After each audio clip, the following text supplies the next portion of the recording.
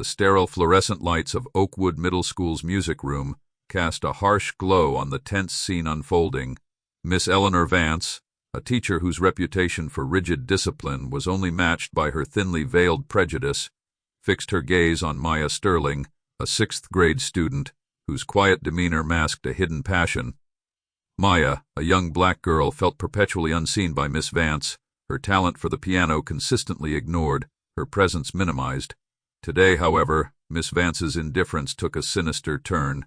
A cruel smirk played on her lips as she announced, "Maya Sterling, since you seem so disinterested in my lessons, perhaps you'd care to demonstrate your musical aptitude for the class?" A ripple of uneasy whispers spread through the room. Maya's classmates, accustomed to Miss Vance's subtle acts of cruelty, watched with a mixture of apprehension and morbid curiosity. Maya, her heart pounding, felt a surge of righteous anger. She knew this wasn't a genuine request. It was a calculated attempt to humiliate her, to confirm Miss Vance's prejudiced assumptions. If you're enjoying this spine-tingling tale, make sure you're subscribed. We've got more eerie stories and unexpected twists coming your way, so stick around. With trembling hands, Maya approached the worn, upright piano. The keys, once a source of joy, now felt like instruments of torture. She took a deep breath, closed her eyes, and let her fingers fall upon the keys. What followed was not the hesitant, clumsy performance Miss Vance anticipated. Instead, a torrent of music erupted, filling the room with a raw, emotional power that silenced even the most hardened cynic. Maya's fingers danced across the keys, weaving a tapestry of sound that transcended the limitations of her age and experience. It was a melody of defiance, a symphony of resilience, a testament to the power of the human spirit. The room was transfixed. Miss Vance, her cruel smirk replaced by a mask of stunned disbelief, watched as Maya transformed the worn instrument into a vessel of pure emotion. The students, initially expecting a spectacle of humiliation, were now captivated, their eyes wide with awe. As the final notes faded, a hush fell over the room, broken only by the sound of Maya's ragged breathing.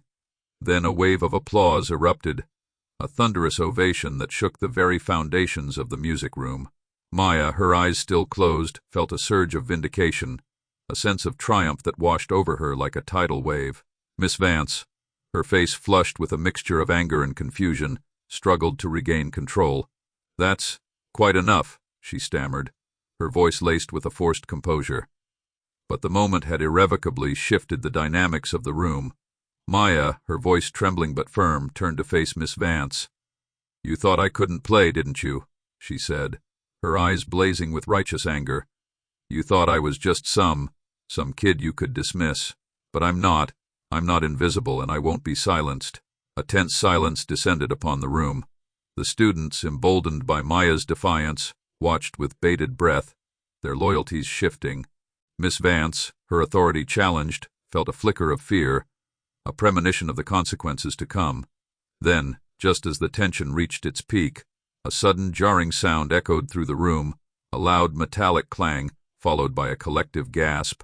The lights flickered, casting long, distorted shadows across the walls. A cold gust of wind swept through the room, despite the closed windows. A sense of unease settled over everyone. Something was wrong, terribly wrong. And then a single, haunting note drifted from the piano, a note that seemed to hang in the air, vibrating with an unnatural energy. Maya's eyes widened, a sense of dread creeping into her heart. The piano, it seemed, was playing itself. But what was playing, and why? That was the question that would haunt them all. The single haunting note lingered in the air, a chilling vibration that seemed to penetrate the very bones of everyone in the room.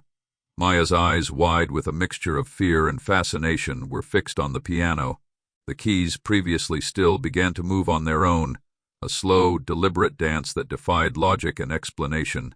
A melody disjointed and eerie began to emerge, a fragmented tune that sounded both ancient and alien. It was a melody of sorrow, a lament of loss, a chilling premonition of something terrible. The temperature in the room dropped noticeably, and a collective shiver ran through the students. Even Miss Vance, her usual composure shattered, stood frozen, her face pale with terror.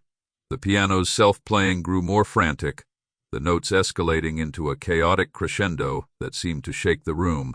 Shadows danced and writhed on the walls, twisting into grotesque shapes. A low, guttural moan seemed to emanate from the depths of the piano, a sound that sent chills down everyone's spines. Suddenly, the music stopped. Silence fell over the room, a silence so profound it was almost deafening. The air crackled with an unseen energy, a palpable sense of dread that hung heavy in the air. Then a voice, raspy and spectral, seemed to whisper from the piano. It was a voice that sounded both human and inhuman, a voice that seemed to speak from beyond the grave. "Leave this place," the voice rasped, the words echoing through the room. "This place is cursed." A collective gasp filled the air. The students, their eyes wide with terror, began to back away, their movements slow and hesitant.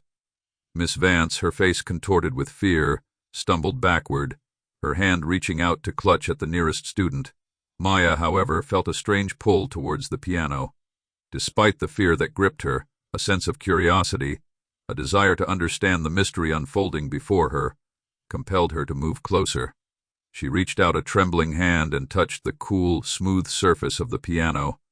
As her fingers made contact, a jolt of energy surged through her, a vision flashing before her eyes. She saw a young woman, her face pale and gaunt, sitting at the piano. Her fingers, long and delicate, moved across the keys, playing a melody that was both beautiful and heartbreaking. But then the vision shifted. The room darkened and shadows began to creep in. A figure, dark and menacing, approached the woman. A scream echoed through the air. And then darkness. The vision ended as quickly as it began, leaving Maya breathless and disoriented. She stumbled backward, her eyes wide with shock. I saw something," she whispered, her voice trembling. "I saw a woman at the piano." The students, their fear reaching a fever pitch, began to panic. They pushed and shoved, desperate to escape the room. Miss Vance, her authority completely gone, stood frozen, unable to control the chaos. But then the piano began to play again. This time the melody was different. It was softer, gentler, a lullaby of sorts. The spectral voice returned, but this time it sounded less menacing, more pleading. "Help me," the voice whispered, the words barely audible. "Help me find peace." Maya, her fear replaced by a sense of compassion, felt a strange connection to the voice, to the woman in the vision. She knew, with a certainty that defied logic, that the piano was not evil. It was trapped, haunted, seeking release.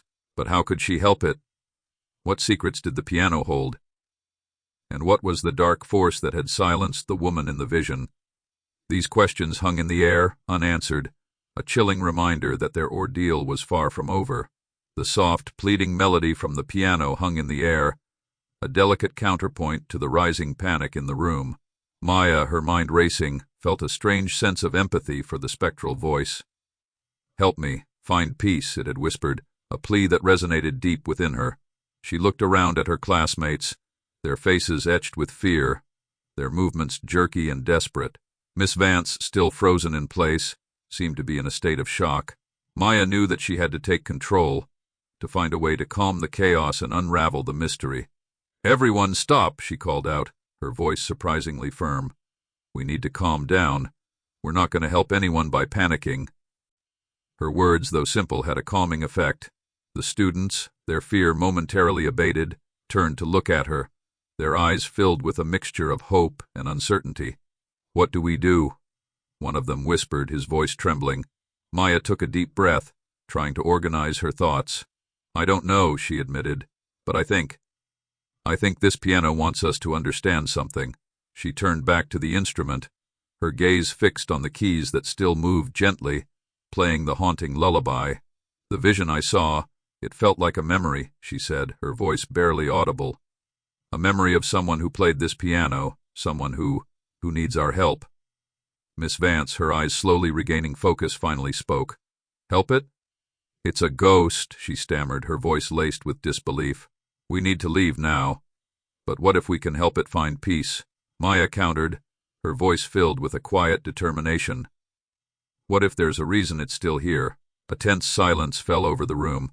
The students, their fear warring with a growing sense of curiosity, looked to Maya for guidance. "The melody," she said, her eyes fixed on the moving keys. "It sounds like a lullaby, Maybe it's trying to tell us a story. She reached out and gently placed her hand on the piano's music rest. The keys beneath her fingers continued to move, the melody weaving its way through the air. As she listened, she began to notice a pattern, a subtle repetition of notes that seemed to form a code. "It's not just a lullaby," she whispered, her eyes widening. "It's a message." She began to hum along with the melody, trying to decipher the code. As she did, she noticed a faint inscription on the music rest, almost hidden beneath years of dust and grime. She carefully brushed away the dust, revealing a series of symbols and letters. "Look," she said, her voice filled with excitement. "It's a name and a date." The name was Alara, and the date was 1927. "Alara, 1927, she repeated, her mind racing. Who was she, and what happened to her? A sudden gust of wind swept through the room, extinguishing the fluorescent lights and plunging them into darkness. The piano, however, continued to play, its melody now louder, more urgent. A single spotlight, seemingly from nowhere, illuminated the dust-covered inscription. "Find her," the spectral voice whispered, the words echoing through the darkness. "Find Alara." The students gasped, their fear returning with renewed intensity. Miss Vance, her face pale, clung to the nearest student, her eyes wide with terror. Maya, however, felt a surge of determination. She knew that they were being drawn into a mystery, a story that had been buried for nearly a century, and she knew that they had to find Alara to unravel the secrets of the haunted piano and to help it find peace. The spotlight, a beacon in the sudden darkness, illuminated the inscription, Alara, 1927. Maya, her heart pounding, felt a surge of determination. "Find her," the spectral voice had pleaded. They had a name, a date, a clue. "We need to find out who Alara was," Maya declared, her voice firm despite the fear swirling within her. "And what happened to her in 1927? The students, their initial terror replaced by a shared sense of purpose, nodded in agreement. Even Miss Vance, her usual skepticism momentarily forgotten, seemed to be caught up in the mystery. They began their search, delving into the school's archives, scouring old yearbooks, and interviewing the school's oldest alumni. The story they uncovered was a tragic one. Alara, a gifted pianist, had been a student at Oakwood Academy in 1927. She was known for her beautiful melodies and her gentle spirit, but she had also been deeply lonely, misunderstood by her peers and ignored by her teachers. One night during a school recital, Alara had vanished. She had simply disappeared, leaving behind only the haunting melodies she had composed.